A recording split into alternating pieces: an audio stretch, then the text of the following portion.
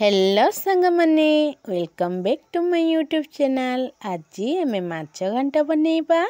मुझे माछ घांट पाई बंधा कोबी को काटी नहीं काटी नहीं आलू आ किछि डाली को बतुरे नहीं मुझे बुट डाली नहीं। एबे आमे प्रेसर रे डाली आलू टमाटो ता सहित आउ किछि अमृतभंडा देकी ସେଥିରେ ସ୍ୱାଦ ଅନୁଯାୟୀ ଲୁଣ ଆଉ କିଛି ହଳଦୀ ଗୁଣ୍ଡ ନେଇକି କିଛି ପାଣି ନେଇକି ତାକୁ ସିଟି ଲଗେଇ ନେବା। ସେହି ସମୟ ଭିତରେ ଆମେ କାଟିକି ରଖିଥିବା ବନ୍ଧାକୋବିକୁ ଭଲ ଭାବରେ ପାଣିରେ ଧୋଇ ନେବା।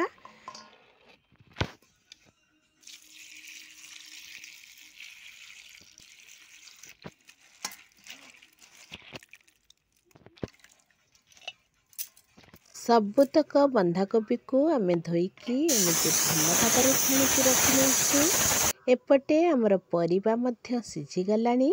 देखंतु बहुत भल भाव सिझी जाइछि। एबे आमे कड़ाई रे तेल गरम करिकी सेथिरे किछि चीनी पकेइबा। चीनी टिके पकेइले यार कलरटा बहुत भल आसिबो। चीनी भल भाव मेल्ट हो गले काटिकी रखिथिबा पियाज को पकेइ नबा। ता सहित पकेइबा अदा और रसुणर छेचा। एबे आमे पकेइबा हळदी गुंड लूण जीरा गुंड लंका गुंड ए सब पकेइ परिबा परे आमे ताकू आउ टिके भल भाबरे जारी नेबा। एठी हमर मसला भल भाबरे हे गेलानी। आमे भाजिके रखिथिबा माछ मुंड आ माछ को पकेइकी ताकू मसला सहित एमिति जारी नेबा। ताकू एमिति छोट छोट खंड करि नेबे जेमिति मसला रे सेटा भल भाबरे मिसी जिवो आउ घांटार बास्नाटा बहुत बढ़िया आसीबो। एठी हमर माछ सहित मसला भल भाबरे हे गेलानी। आमे काटिकी रखिथिबा बंधाकोबी को पकेइकी ता सहित टिके संतुली नबा।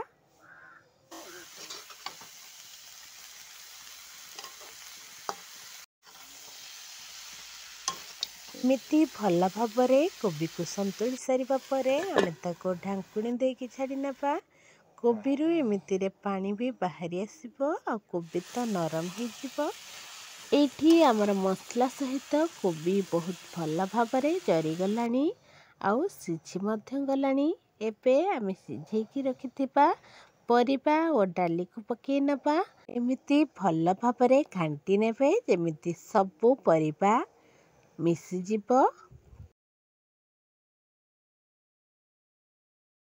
एबे आमे को ढांकुणी देकी किछि समय पई सिझिबा पई छाड़ी नेबा।